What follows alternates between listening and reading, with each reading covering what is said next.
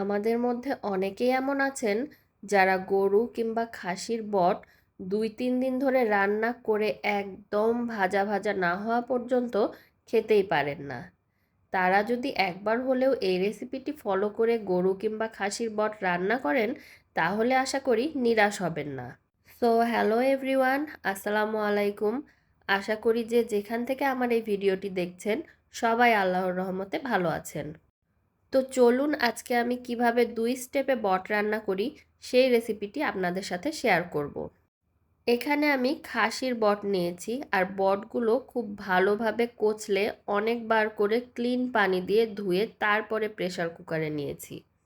আমি সব সময় প্রেসার কুকারেই রান্না করি, কারণ আমার মনে হয় যে পাতিলে রান্না করলে অনেক সময় লেগে যায়, আর প্রেসার কুকারে রান্না করলে খুব তাড়াতাড়ি রান্না হয়ে যায়।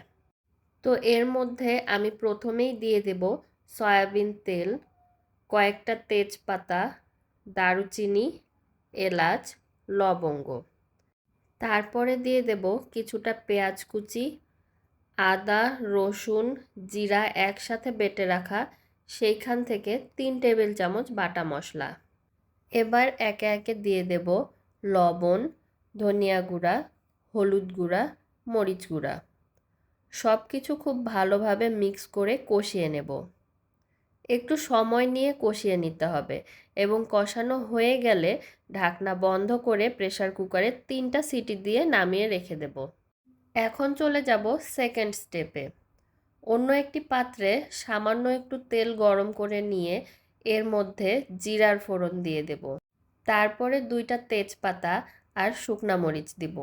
শুকনা মরিচগুলো বোটা সহই দিয়ে দিয়েছি, যাতে শুধুমাত্র ফ্লেভারটাই অ্যাড হয়, আর ঝাল যাতে না হয়। তারপরে একটু বেশি পরিমাণে পেঁয়াজ কুচি অ্যাড করে সবগুলো উপকরণ কিছুক্ষণ তেলে ভেজে নেব। ভেজে নেওয়ার পরে অ্যাড করে দেব এই রকম করে কেটে রাখা আলু। অল্প একটু হলুদ আর লবণ দিয়ে আলুগুলো সেদ্ধ হয়ে আসা পর্যন্ত ভেজে নেব। যখন আলুগুলো সেদ্ধ হয়ে যাবে, তখন সেদ্ধ করে রাখা বটগুলো অ্যাড করে দেব। এর মধ্যে যদি গোটা গোটা কয়েকটা দেশি রসুন দেওয়া যায়, তাহলে খেতে খুবই মজা লাগে। আমার বাসায় গোটা রসুন শেষ হয়ে গিয়েছিল, তাই দিতে পারিনি। আপনারা কিন্তু অবশ্যই দেওয়ার ট্রাই করবেন। তারপরে একটু সময় নিয়ে নেড়ে চেড়ে রান্না করে নেবেন, না হলে পাতিলের তলায় মশলাগুলো পুড়ে যেতে পারে।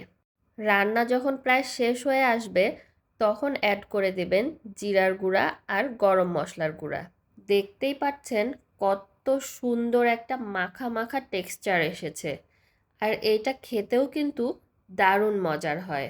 রেসিপিটি যদি ভালো লাগে তাহলে অবশ্যই একবার হলেও বাসায় ট্রাই করবেন। আজকের মতো এখানেই বিদায় নিচ্ছি। আবারও চলে আসবো নতুন কোনো রেসিপি নিয়ে। টিল দেন, আল্লাহ হাফেজ।